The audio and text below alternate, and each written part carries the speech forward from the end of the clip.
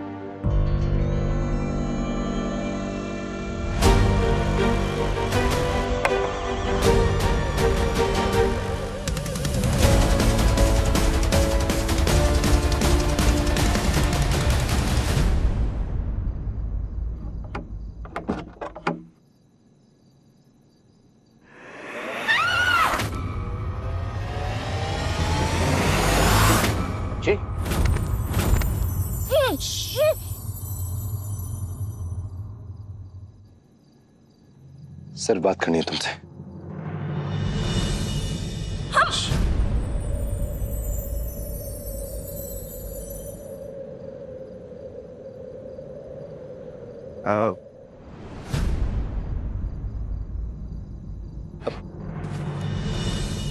देव महादेव के सन, तुम्हारा दिमाग खराब हो गया है क्या? ये चोरी छुपे हमारे घर में घुस आए हो, मेरे रूम में आ गए। पागल हो तुम? चोरी से आए हैं लेकिन चोरी करने नहीं आए हैं। यहाँ पे आए हैं तुमसे तुम्हारे बारे में बात करने के लिए। तुमने हमारे भाई को क्यों फंसाया? तुम ना मुंह से बात करने के लायक ही नहीं हो, सिर्फ लातों के लायक हो। एक लड़की के रूम में ऐसे घुस आने के कितने संगीन चार्जेस हैं। अरे केस कर देंगे हम तुम पे, हैरेसमेंट का केस करूंगी, तुम देखो। रज्जी तुम ठीक हो ना? नहीं बेटा अब तो तू गया, अब तो तू गया।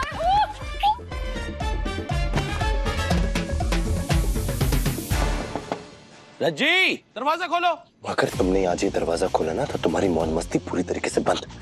एक झूठ तुमने बोला था कि कॉलेज में हमने तुम्हें छेड़ने की कोशिश करी है, और आज एक झूठ हम बोलेंगे कि तुमने हमें यहाँ बुलाया मिलने के लिए।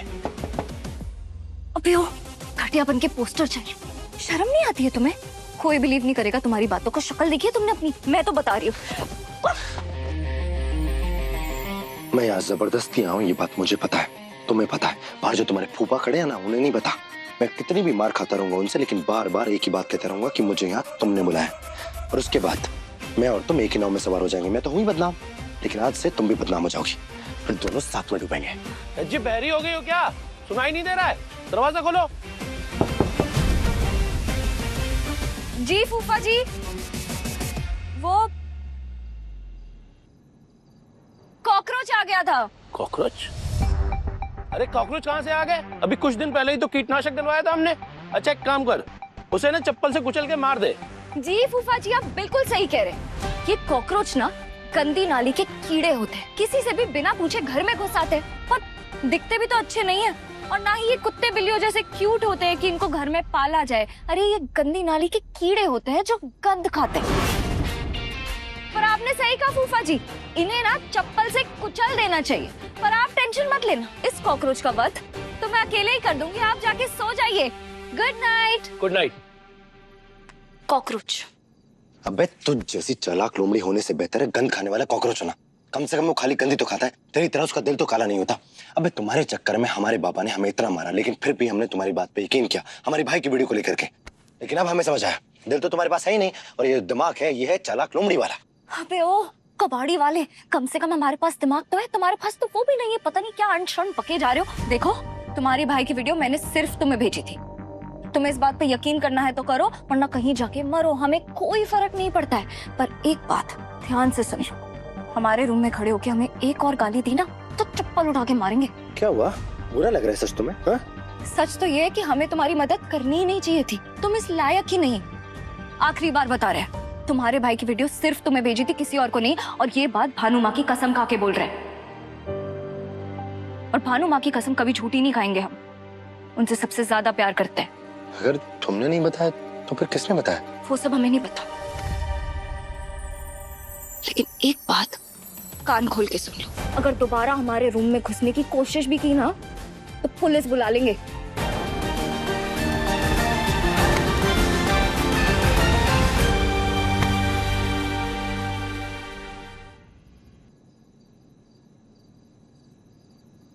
आशु सो गया? माँ, हाँ अभी 10 मिनट ही हुए सोए हुए। उठ जाए तो उसे ये नींबू पानी पिला देना। ठीक है माँ। और अगर नहीं उठा ना तो ठीक है, कोई बात नहीं, सोने दो उसको। एक बात पूछनी थी। जी पूछिए। तुम्हारे पापा को लगता है कि घर में कुछ ऐसा चल रहा है जो उनसे छुपाया जा रहा है, क्या ये सही है? क्या सच में तुम लोग हमसे और पापा से कुछ छुपा रहे हो? देखो, अगर कोई भी बात है ना तो तुम अभी बता दो हमको। नहीं माँ, ऐसी कोई बात नहीं है।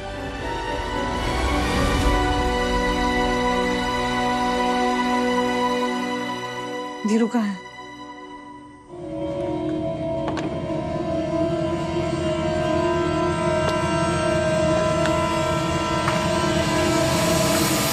बाहर है, अभी आता ही होगा। इस वक्त बाहर?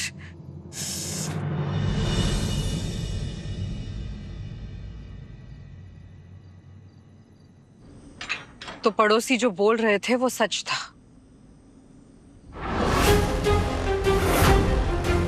उस दिन जब जीजी ने कहा तो हमें उन पर भरोसा नहीं हुआ, लेकिन आज तुम्हें ऐसे देख लग रहा है कि जीजी सच बोल रही थी। क्या सच में तुम्हारे रज्जी के बीच में कुछ चल रहा है? नहीं माँ। अच्छा, तो इतनी रात को अपनी नानी से कहानियां सुनने गए थे? अगर हम आपको सच बताएंगे, यकीन करेंगे आप हमारी बात पे?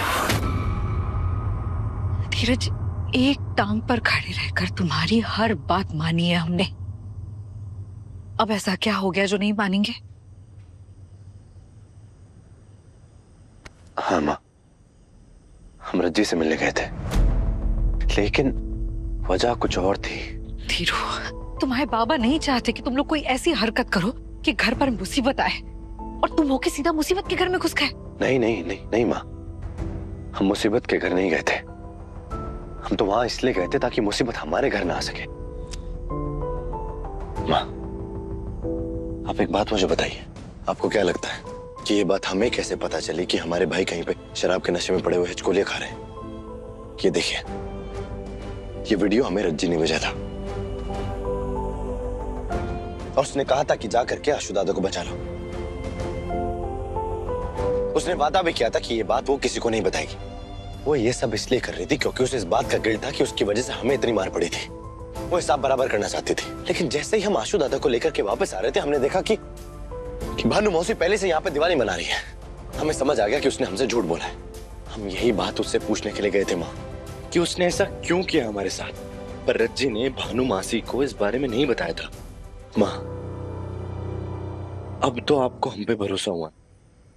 भरोसा हो जाएगा अगर तुम हमें सच सच बताओगे कि आशु की आज ये हालत क्यों हुई। और हम ये भी जानते हैं धीरू कि तुम सब जानते हो कि आशु के जीवन में क्या हो रहा है।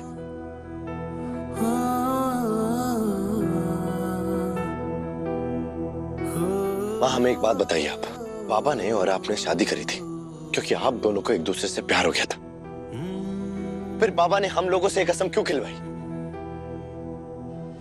इतना सख्त फैसला लेने के लिए उनके पास ठोस वजह है। क्या उनकी नजरों में उनकी वजह पूरी तरीके से सही है? कल को अगर हमें या केतु दादा को किसी भी लड़की से प्यार हो जाता है और वो लड़की भी सही हो, अच्छे खानदान की हो, संस्कारी हो, क्या फिर भी बाबा अपनी वजहों को लेकर के जिद पर अड़े रहेंगे? तुम किसकी बात कर रहे हो? आशु की, केतु की या फिर अपनी? माँ, हम आशु दादा की बात कर रहे हैं। उन्हें एक लड़की से प्यार हो गया था और वो उससे शादी करना चाहते थे, लेकिन बाबा से बात करने की वो हिम्मत नहीं जुटा पाए। उस लड़की ने जाके किसी और से शादी कर ली। इसी वजह से वो बेचारे शराब के नशे में पड़ गए। माँ, एक बात आप हमें बताइए, क्या बाबा की कसम इतनी बड़ी है कि उसकी वजह से आप अपने बेटे को ऐसे टूटते हुए देख सकें? कल को अगर केतु को इसीलिए देव इतना प्यार करते आशु से, क्योंकि देव को भरोसा है आशु उनके खिलाफ कभी नहीं जाएगा, और आज उसने साबित कर दिया। अपने पापा की कसम के लिए अपने प्यार को त्याग दिया। बड़ा बेटा होने का फर्ज निभाया है उसने। तुम्हें और केतु को सीखना चाहिए अपने आशु दादा से। बहुत गर्व महसूस हो रहा है आशु पे। लेकिन उस तकलीफ का क्या जिससे आशु दादा गुजर रहे हैं माँ? और उस दर्द का क्या जो तुम्हारे बाबा इतने सालों से झेलते आ रहे हैं? सारा शहर उनकी इस बात की इज्जत करता है कि उन्होंने जो कुछ भी अपने बच्चों के लिए किया, अपने घर के लिए किया, अपनी औलाद के लिए किया। अरे किसी को इस बात से कोई फर्क नहीं पड़ता है कि उनके नाम के आगे किसी का नाम है या फिर नहीं है, उनका कोई खानदान है या नहीं है, सिवाय इस परिवार के। अब तो समझो इस बात को। तुम्हारे लिए ये सब कहना बहुत आसान है धीरू, क्योंकि तुमने कभी ये सब झेला नहीं ना। तुम अपने माँ बाबा दोनों के नाम के साथ पैदा हुए हो, तुम्हारे बाबा नहीं हुए थे। तुम्हें क्या लगता है हम क्यों नहीं मनाते अपनी शादी की सालगिरह? क्योंकि उस दिन को याद करके अब भी देव का दिल दुखता है, और हम कोई ऐसी बात नहीं करेंगे जिससे देव को तकलीफ हो। हम देव को कभी दुखी नहीं देख सकते, कभी नहीं। अगर केतु दादा को या हमें किसी से प्यार हो जाता है तो आप किसका साथ देंगे? हमारा या फिर बाबा का? परिवार और देव के बीच में चुनना पड़े तो हम देव को चुनेंगे। सच और देव के बीच में चुनना पड़े तो भी हम देव को ही चुनेंगे। सही और गलत के बीच में चुनना पड़े तो भी हम वही चुनेंगे जो देव के लिए सही हो। भगवान और देव के बीच में चुनना पड़े तो भी हम देव को ही चुनेंगे, क्योंकि हमारे लिए परिवार, सच, सही और भगवान सब देव है।